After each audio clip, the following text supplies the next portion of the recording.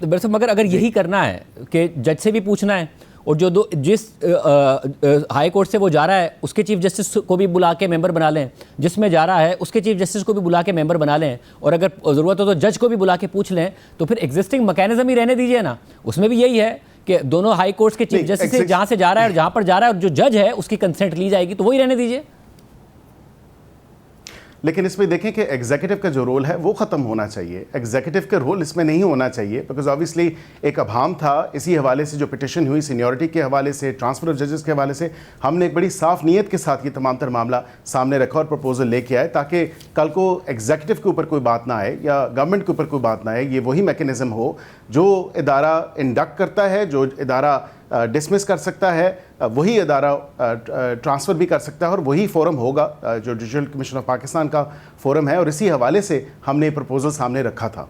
अच्छा, मगर उसमें मसला ये ना कि जो कंसेंट है कंसर्न जज की कि वो ट्रांसफ़र लेना चाहता है या नहीं लेना चाहता, जब आप एग्जीक्यूटिव का रोल ख़त्म कर रहे हैं, या फिर जो executive for the time being judicial commission में जो इस वक्त जो एग्जीक्यूटिव है, जो आप हैं, वो कोई रुकावट नहीं हो रही है, जो फैसले हैं वो मिल जाते हैं आपको, तो इसलिए असल में तो जो जज है उसकी कंसेंट ख़त्म हो रही है, और जो एग्जीक्यूटिव है उसकी मुदाखलत फ़िलहाल इतनी रहेगी आने वाले सालों में जो भी हो। और जजेस के लिए बड़ा मुश्किल हो जाएगा कि इस्लामाबाद हाई कोर्ट का जज अगर किसी एग्जीक्यूटिव को पसंद नहीं है, लाहौर हाई कोर्ट का नहीं पसंद, तो उसे दूसरी अदालत में ट्रांसफ़र कर दिया जाएगा और अदालत की जो आज़ादी है वो मुतासिर होगी, जो पहले ही बहुत ज़्यादा हो रही। नहीं, ऐसा नहीं है, ये बड़ा गलत एक तासुर है। मैं समझता हूँ कि इस तमाम तर मामले के हवाले से, क्योंकि वहाँ पे गवर्नमेंट की रिप्रेजेंटेशन तो सिर्फ चले 4 वोट्स होंगी, लेकिन आप बाकी दीगर चीज़ें देखें, वहाँ पे जजेस बैठे हैं, सुप्रीम कोर्ट के जजेस हैं, कॉन्स्टिट्यूशन कोर्ट के जज साहिबान होंगे, दीगर सीनियर मोस्ट जज साहिबान हैं, तो सिविल सोसाइटी भी वहाँ पे रिप्रेजेंटेड है।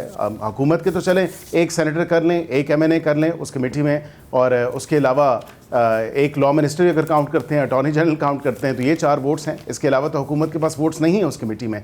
मैं समझता हूँ कि ये अच्छी बात है, और इसको इसी हवाले से देखना चाहिए कि एग्जीक्यूटिव का रोल कम हो, और जो उनका कंसेंट है वेदर दैट्स बाइंडिंग और नॉट, ये अब डिसाइड होना है, अब देखना है। तजवीज़ आई है, इसके ऊपर काम होगा, देखा जाएगा, और फिर इसकी हवाले से आगे बढ़ा जाएगा।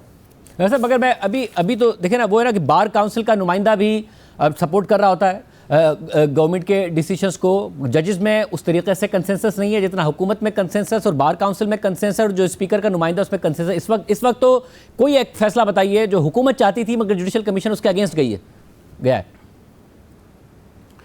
देखिए, ऑब्वियसली बार काउंसिल की वोट तो हमारे खाते में नहीं डाल सकती ना। बार काउंसिल तो नुमाइंदा है, उनका जो रिप्रेजेंटेटिव है वो वकला बरादरी की नुमाइंदगी है, वो उस बार काउंसिल की नुमाइंदगी है। अगर वो हमारे साथ एग्री कर जाता है उस वोट के ऊपर, तो वो that's their own independent mind जो उन्होंने एक्सरसाइज किया है, और उनका अपना व्यू है।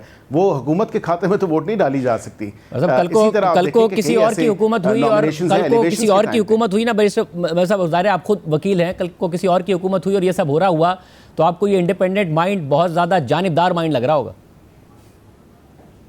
नहीं, ऐसा नहीं है, बिल्कुल हम आइन और कानून के साथ हैं, और जो कॉन्स्टिट्यूशन की स्पिरिट है उसी को आगे बढ़ाते हुए हम जो एक मफाद आमा में जो काम है, जो इक़दाम है, वो ही उठा रहे हैं।